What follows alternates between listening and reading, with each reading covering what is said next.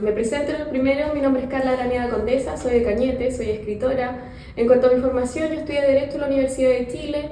Tengo 3 postítulos, un diplomado en Redacción y Escritura, un diplomado en Derecho del Trabajo de la empresa, obviamente, estudié Derecho.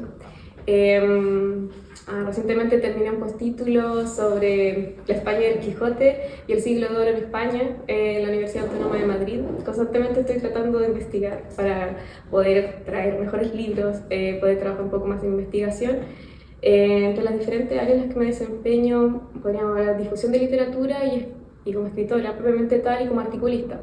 Como escritora tengo 11 libros publicados. Como les contaba, yo entre las diferentes áreas o vertientes que he trabajado dentro de la literatura y dentro de los libros, tengo libros netamente académicos, temas de derecho, pero poder escribir, si invierto más en mi formación, cosas netamente de literatura.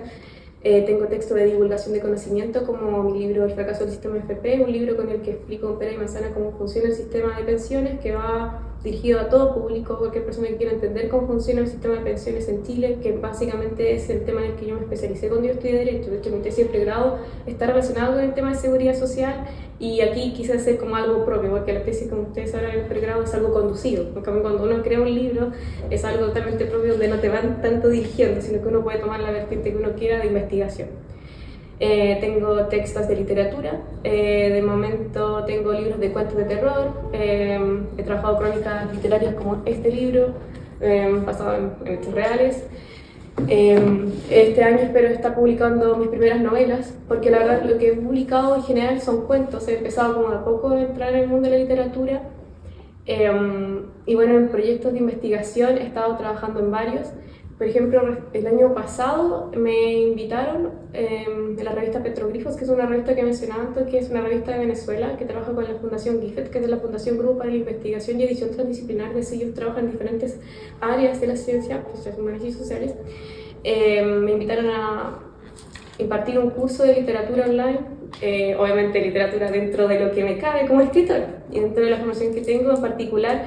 Creamos un curso online gratuito que venía a ser un complemento para los estudiantes. Eso pensamos estudiantes como de enseñanza media que quisieran aprender un poco más sobre el género literario, y ya con nombre de este género lo explico y tengo esta obra de acá, como haciendo referencia, reseña y también aludiendo a lo que yo ya venía haciendo en redes sociales, que es ser bookstagrammer en un principio. En un principio yo empecé a trabajar en mi cuenta de Instagram que se llama Condesa de los Libros. En todas mis redes sociales me van a encontrar como Condesa de los Libros. En principio yo hacía comentarios y reseñas, hablaba de diferentes obras literarias. Ahora no solamente obras literarias, sino también es que es ficción.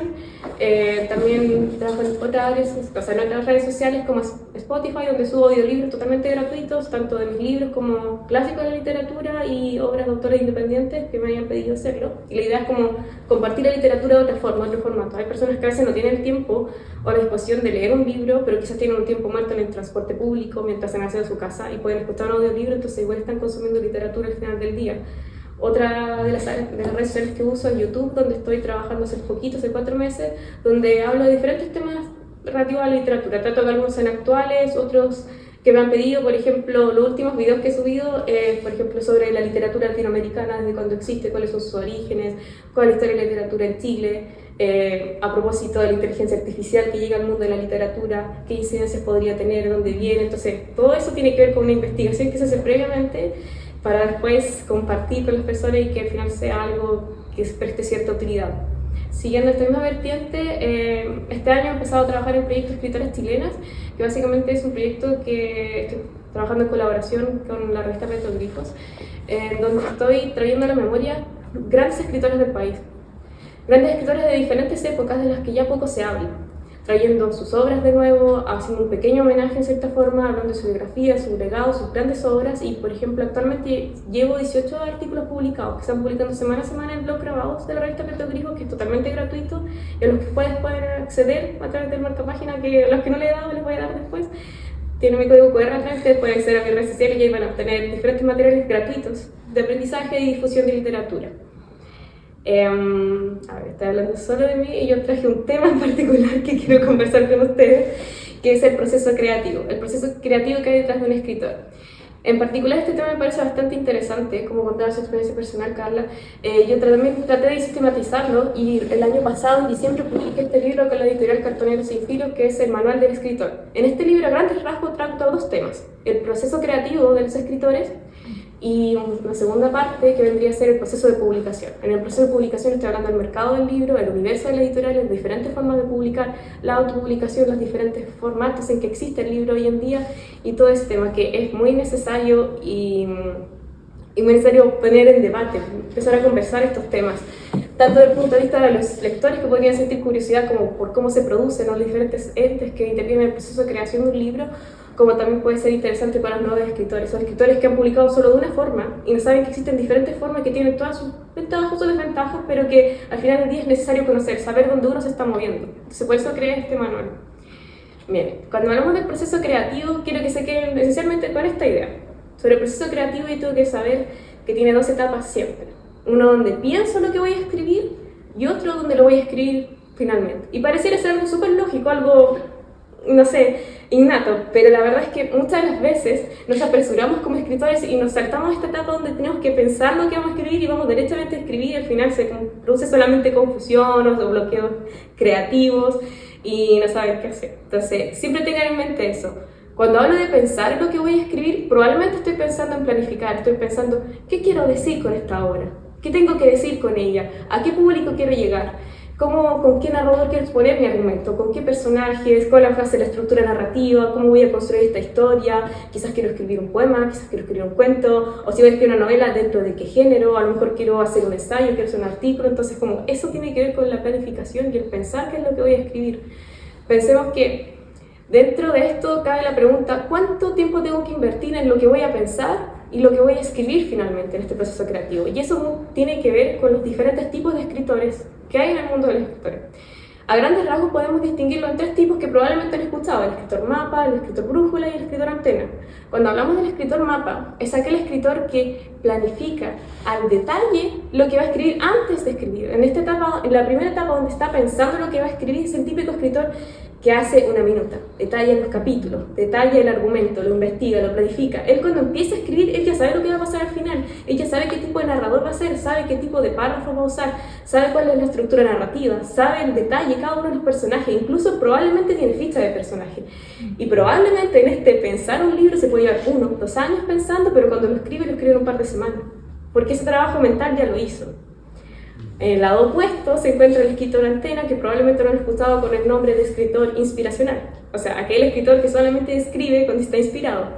En teoría se supone que igual piensa lo que va a escribir, pero lo piensa de manera más superficial.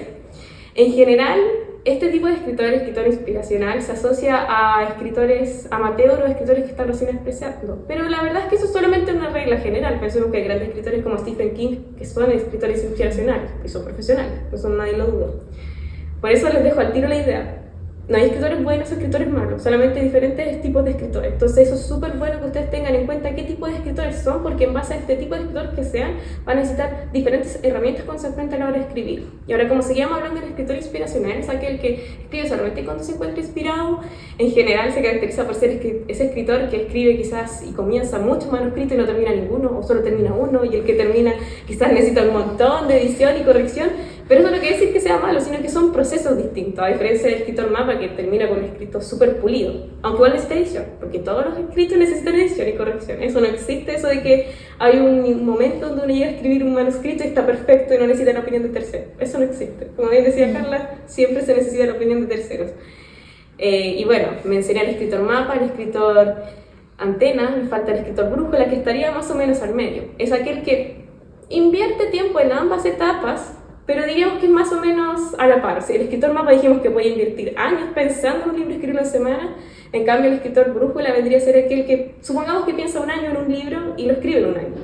O sea, piensa y planifica lo que va a escribir en una cantidad de tiempo, quizás determina el argumento, ver el tipo de narrador, ver los tiempos que quiere manejar, determina el personaje principal. Pero no todos los personajes no tienen ficha de personaje, sino que esas cosas se van desarrollando a la medida que escribe.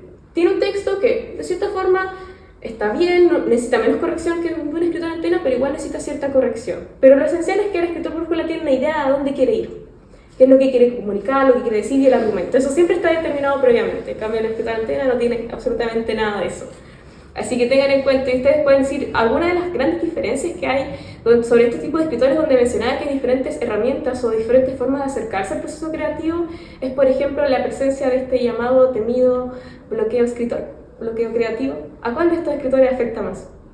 Al escritor inspiracional. El escritor inspiracional no hace absolutamente nada, no tiene un bloqueo escritor. De hecho, se asusta y dice, ya no soy escritor, fracasé, hasta aquí llegué. Y en realidad nada de eso, porque el bloqueo escritor es simplemente un momento donde quizás el cuerpo o la mente te avisa, como quizás tenemos que tomar una pausa, quizás tenemos que observar el arte de otras formas, quizás ver una película, quizás pintar, bailar, pasar tiempo con los amigos, con la familia, porque no todo es escribir, ni siquiera para los escritores profesionales, todos tienen que tener vida, entonces eso es súper natural que pase de repente, pero obviamente el escritor inspiracional le llega más fuerte, porque el escritor inspiracional sin inspiración no hace absolutamente nada. Pensemos que el escritor mapa quizás no tiene inspiración para crear una obra, pero está creando su método, está haciendo una ficha de personaje mientras llega la idea, está planificando qué tipo de cosas quiere hacer, puede hacer algo, puede hacer un esquema, puede hacer sus minutos, mientras llega la inspiración y el escritor Bruja le pasa más o menos igual. Tiene algunas ideas, voy a terminar de editar esto por lo menos, o voy a corregir esto mientras no tengo inspiración. En cambio, el escritor inspiracional no hace absolutamente nada. Ese es uno de los grandes ejemplos. El resto de este tema yo lo desarrollo más extenso en mi manual, pero aquí les dejo más o menos una idea y me pareció interesante comentarles en cuanto a los tipos de escritores. Aquí distinguí uno sobre los procesos creativos, pero existen muchos distintos según diferentes elementos. Por ejemplo, según las temáticas, habrá poetas, habrá novelistas, cuentistas, ensayistas, investigadores, guionistas, y así hay un mundo de escritores. Entonces ahí uno tiene que buscar bien hacia dónde quiere ir, hacia dónde se quiere enfocar, o también según los procesos de publicación, que eso es súper importante. Existirán los escritores dependientes, los escritores independientes. ¿Y qué se distingue en cada uno de ellos? Cuando hablamos del escritor dependiente en general, por lo menos yo creé una sistemática para explicar el universo de las editoriales, para que fuera un poco más didáctico, explicar la complejidad dentro de este mundo, y diría que a grandes rasgos el escritor dependiente es aquel escritor que es publicado. Esta palabra es importante, es publicado por un tercero que vendría a ser la editorial tradicional. La editorial tradicional en general se caracteriza por ser esa editorial que abre convocatoria 1 o 2 veces al año, recibe una gran masa de manuscritos y selecciona ciertos manuscritos por sobre otro, y dice ser que esos manuscritos serían mejores que los otros, en base a 3 criterios yo diría: la línea de la editorial, si tiene presencia o no presencia de elementos comerciales, y la calidad en tercer término. Es bastante relativo, pero viene a publicar a los autores, invierte en su obra y tiene mucho poder de decisión sobre, no sé, la maqueta, el diseño, sobre cómo se va a publicar, sobre la forma, lugar o punto de distribución. A versus el escritor que se autopublica es aquel que se asume todo ese trabajo. Puede publicar solo y autoeditarse, o trabajar con otras personas, o trabajar con editoriales independientes, o también llamadas coeditoriales. Una coeditorial básicamente es una editorial que no invierte dinero en una editorial, pero, no invierte dinero en sus escritores, pero sí les ofrece la oportunidad de colaborar con ellos y ayudarles en ese proceso de transformar su manuscrito en un libro. Y bueno, dentro del mundo de las editoriales independientes también hay editoriales tradicionales. De hecho, cuando hablamos de editoriales a grandes rasgos, independiente y dependiente, la dependiente es la que llamamos la gran editorial, la que es parte de un conglomerado. Aquí en Chile podríamos decir, no sé, Penguin Random House, Grupo Planeta, que agrupan un montón de sellos editoriales. Y que en realidad esta línea editorial tiene que ver más con lo que dice este conglomerado. En cambio, la editorial independiente trabaja en solitario y está más propicia a querer trabajar con nuevos escritores y nuevas voces. Pensamos que la gran editorial en general está pensando en publicar escritores que ya son reconocidos, o escritores que ya tienen una audiencia, o que son un personaje público, o que son influencer y ya tienen un público cautivo al cual vender. En cambio, la editorial independiente está pensando más en las nuevas voces y en generar un producto de calidad, en definitiva. Eso sería como a grandes rasgos lo que podría decir entre diferentes tipos de escritores. Y ahora, en esta segunda parte sobre el proceso creativo, quise como sistematizarlo y hacerlo un poco más sintético para no ponerme a hablar así como demasiado, sino que sea algo más sintético. Entonces, quiero exponerle una parte de mi libro que es básicamente los consejos que yo les daría a los nuevos escritores o escritores que ya están trabajando y que quizás necesitan un poco más de estructura para seguir su trabajo. Algo que les voy a comentar en breve aquí es que yo tuve esta idea de escribir este manual del escritor no porque crea que soy la gran escritora, sino porque a medida que he ido trabajando a lo largo de los años me he dado cuenta que hay muchos escritores que llegan a mí a pedirme ayuda, consultarme cosas. Oye, Carla, ¿dónde puedo publicar? ¿Cómo lo hago para publicar? ¿Cómo funciona una editorial? Me di cuenta que hay muchas informaciones que no sabían. O también que empezaban a escribir y decían, oye, ¿me puedes revisar este manuscrito? ¿O me puedes revisar esto? ¿Estará bueno? ¿Estará malo? ¿Cómo tengo que escribir? ¿Cómo empiezo a escribir? ¿O quiero contar la historia de mi vida? Y no sé cómo empezar a escribir, cómo empiezo. Entonces como que me di cuenta que hay una serie de temas que estaban como muy en el aire. Entonces por eso se me ocurrió hacer este manual del escritor, como para darle una herramienta que pudieran tener y que sea como literal un manual que tuvieran el velador y que pudieran consultar constantemente. Entonces parte de este manual tiene estos 10 consejos que serían como a grandes rasgos como lo que creo que necesitan saber para empezar a escribir o necesitan para estar en este mundo de los escritores. El primero, que yo siempre les digo a los escritores que me hablan por primera vez y que están empezando a escribir o que están empezando, es que quizás les gustaría dedicar su pasatiempo o dedicarse profesionalmente a escribir, es descubrir cuál es su motivación. ¿Por qué quieren ser escritores? Y no hay razones buenas o malas, sino que cada una de estas razones me va a motivar a trabajar o posicionarme dentro de una forma. Por ejemplo, hay muchos escritores que ven la escritura como un proceso de sanación, lo que está súper bien. Hay muchos grandes escritores que han visto la escritura como un proceso de sanación. Por ejemplo, la escritora de La bailarina de Auschwitz. ¿Cuántos libros de Auschwitz hay que tienen que ver con esta idea de ver la escritura como proceso de sanación? El hombre busca el sentido de Viktor Frank.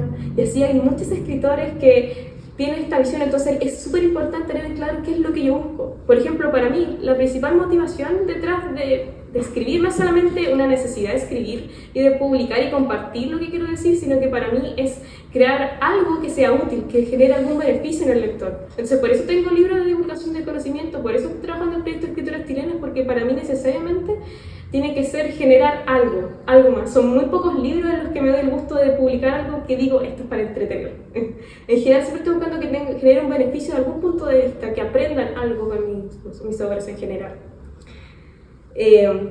Un segundo elemento cuando descubren su motivación por la cual quieren escribir es cuando estamos en el proceso creativo, estamos solos y tenemos que estar solos. Cuando el manuscrito se termina, ahí recién es cuando yo digo, hablemos con otros escritores, veamos qué opinan de mi escrito, porque en el proceso creativo en sí se supone que las ideas son propias, es un texto propio el que voy a crear.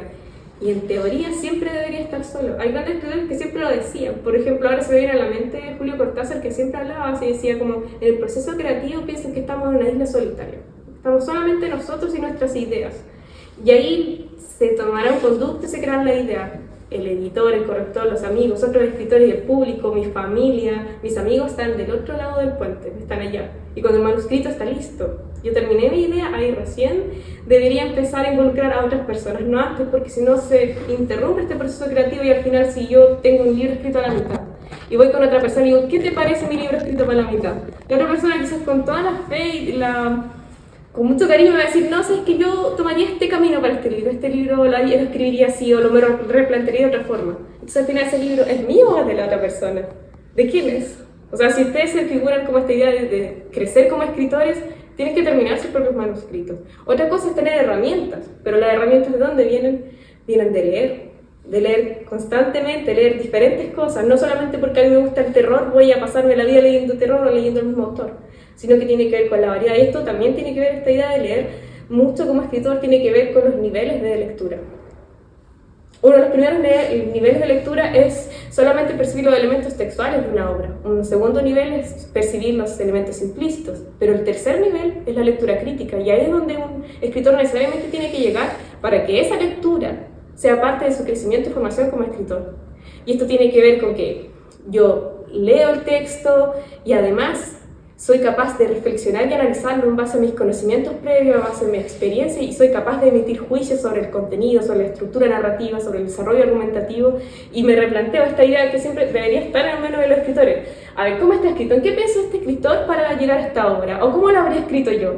Son como dudas que siempre deberían estar. Y eso está asociado también a este tercer punto, cuarto, que es escribir. Constantemente estar escribiendo y ver la escritura no solo como, voy a escribir mi gran obra. No, escribir es un ejercicio que se debería llevar a cabo todos los días, y esa escritura es un ejercicio que podría ser tan simple como decir, a ver, hoy voy a escribir todo lo que he hecho en el día en una hoja, voy a escribir y voy a probar los diferentes tipos de narradores, voy a escribir lo que hice todo el día en primera persona, protagonista. Después voy a hacer otro trabajo, voy a escribir exactamente lo que hice en el día, pero ya no va a ser el narrador protagonista, va a ser el narrador testigo, después va a ser un narrador en tercera persona omnisciente, después va a ser otro tipo de narrador, y así voy ejercitando, y pasa lo mismo con los recursos literarios, se me había olvidado, los recursos literarios, porque de nada te sirve leer una enorme lista de recursos literarios que quizás nunca vas a usar porque solamente los estás leyendo si no los pones en práctica. Quizás de repente tomar un cuaderno y escribir un pequeño cuento y decir, no sé, hoy voy a usar la anáfora, me voy a mentalizar, y ya no se trata de que ese cuento vaya a ser una obra de arte, sino que se trata de este ejercicio, la escritura como ejercicio y como crecimiento, o escribir para nosotros mismos, tiene que ver con todo eso, y creo que eso es una parte súper importante que a veces los escritores que están empezando se olvidan de eso y creen que todo lo que escriben es para publicar, y no es así. Todos los escritores, grandes escritores en general, por ejemplo J.K. Rowling, ¿cuántas obras escribió que fueron rechazadas antes que le aceptaran la obra de Harry Potter? Y eso tiene que ver con un crecimiento personal que ella tuvo. Y antes de escribir, de hecho, su primera novela escribió muchos manuscritos previos. Incluso, por ejemplo, Stephen King, ¿cuánto escribió cuando era de niño? Escribía como desde que tenía 6 años. Y escribió un montón, y no todo era para publicar. Incluso él decía como, yo no publicaría eso, me avergüenza, estaba mal escrito incluso, pero eso era parte de ejercitar. Entonces eso es como uno de los consejos que siempre les doy. Un quinto elemento que creo que es súper importante y a veces nos olvidamos, que es lograr transmitir emociones. A veces pensamos que transmitir emociones a través de nuestras obras solamente queda para la poesía, pero lo cierto es que transmitir emociones tiene que estar en todas las áreas de la escritura. Todo lo que es literatura tienes que lograr transmitir emociones. De nada sirve que me digas que el personaje principal se le murió, no sé, la mamá, si nunca hiciste un desarrollo de personajes que te llevara a ese lugar, si nunca trataste a través de las descripciones del espacio físico construir esas emociones. Entonces siempre tienen que situarse en esa emoción y siempre tiene que ser un objetivo. Los libros, a no ser que sea una investigación, no se trata solo de ideas. De hecho, si quieren una buena recomendación como para invertir en su formación como escritores, yo les recomendaría leer Filosofía de la composición de Edgar Allan Poe. Recordemos que Edgar Allan Poe no solamente fue un escritor de terror y un gran cuentista, sino que también fue un teórico literario súper importante. Y en su ensayo Filosofía de la composición, donde explica su proceso creativo, habla de la importancia y la relevancia del dominio de las emociones y de las ideas por igual. No es solamente contar una serie de hechos, sino crear un vínculo con el lector. Y eso se logra cuando logramos transmitir realmente emociones. Y eso siempre hay que tenerlo en cuenta. Sexto, me gusta este consejo.